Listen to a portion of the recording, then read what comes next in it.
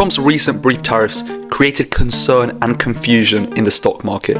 People feared that they had lost a large chunk of their savings, meaning that they may have to work longer before retiring or buying that house that they've had their eyes on for years. But me, see, I don't have to worry about all of that yet. So when all of this came up, my football-obsessed mind for some reason decided to remind me about Football-Index, football's forgotten stock market. I recalled how suddenly around the mid-2010s, I was bombarded with adverts on this complex-looking site, as well as having seen its logo plastered on countless football club shirts around the UK. But suddenly, things went silent around the name Football-Index. At the time, I thought nothing of it. In fact, I probably literally thought nothing of it, as I didn't even notice that it disappeared until all of this decided to remind me. So join me in this video to find out what really happened to football's very own FTSE. First, we need to establish where Football-Index actually came from and how it started. The company was founded by Adam Cole and quickly became a Jersey gambling licensed and regulated product. The footy was the name of the stock exchange cap, which was started at a base value of 1,000 points at launch on the 2nd of October 2015. The initial concept was a promising one, which was bound to attract a large audience. Customers could gamble on two things: the future success and performances of football players worldwide, and also the rules of the platform itself. So how did you actually make money?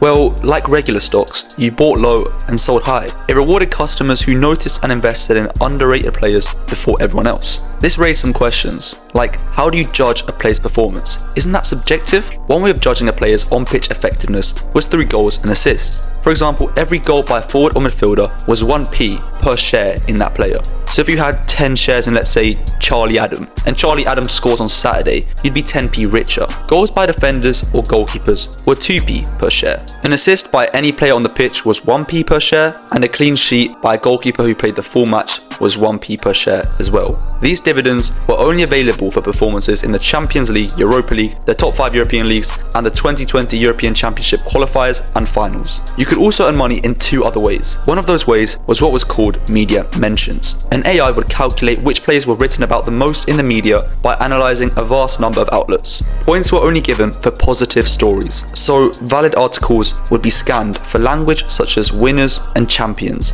and others would be discarded if they spoke negatively about a player. The top 3 players will receive 3p, 2p and 1p per share respectively for first, second and third. The final way to make a profit was through performance. This was where the top forward, midfielder and goalkeeper/defender and the best overall player per match day would receive dividends. This was determined using more advanced statistics rather than just goals and assists, similar to how FPL judges performances as well. The amount given per stock depended on various factors. For example, if there were only 4 games or less in one match day, only 2p would be won with 1p extra for the best overall. However, this became 3p plus 2 for match days with 5 to 14 matches, and over 15 matches increased this to 5p plus 2. Okay, so we've mentioned how you could win money on the site, but of course at the end of the day it's still gambling. So there were also various ways you could lose money. Every time you sold a player, 2% of the commission goes to Football-Index. Therefore, when you bought, your return on investment started at minus 2%. So this meant that if you wanted to sell a player to realize a 1.6% profit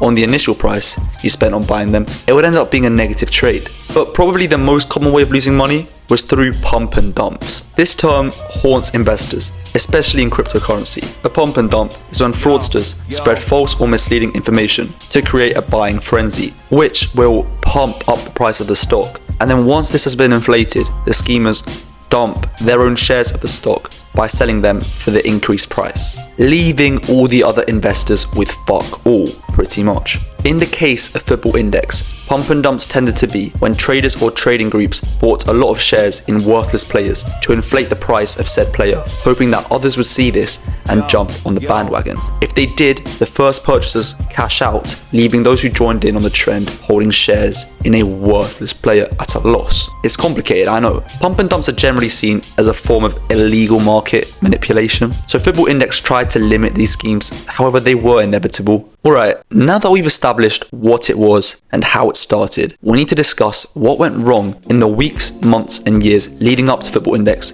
entering administration in March of 2021, costing hundreds of thousands of users millions. At its peak in the 2018-19 season, over £321 million was traded on the platform, and Football-Index paid £4.3 million in dividends to customers. Football-Index were also shirt sponsors for 3 EFL clubs: Bristol Rovers, Nottingham Forest and QPR, which must have come at a big cost for the company. FootballIndex also had serious questions to answer from the Gambling Commission, which had licensed and regulated the site. For example, 14 months before the company went bust, it was warned that the page was an exceptionally dangerous pyramid scheme and that tens of thousands of users had been misled into believing that they were investing rather than gambling, with little to no consideration that all of their money was at risk. Everything would begin to collapse in the beginning of 2021. Changes were announced and implemented in March, which showed that panic was beginning to unfold at FootballIndex. For example, the reduction of the dividend payout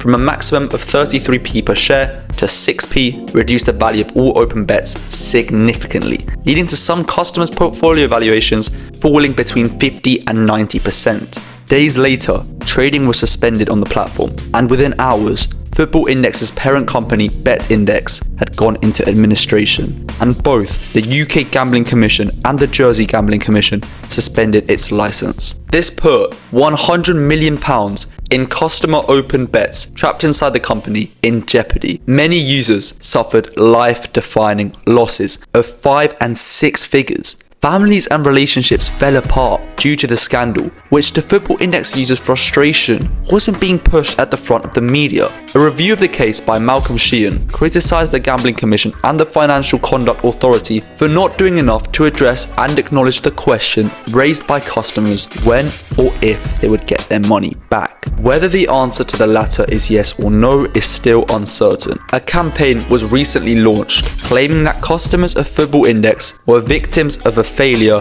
in regulation, allowing the site to disguise itself as an investment platform rather than a gambling and betting page. Overall, FootballIndex was destined to fail from the start. Customers were misled to believe that their gambling was a smart investment, when in reality, there was no slight guarantee that profit would be made. A great and fun concept which was executed extremely poorly and cost many people thousands and the company everything.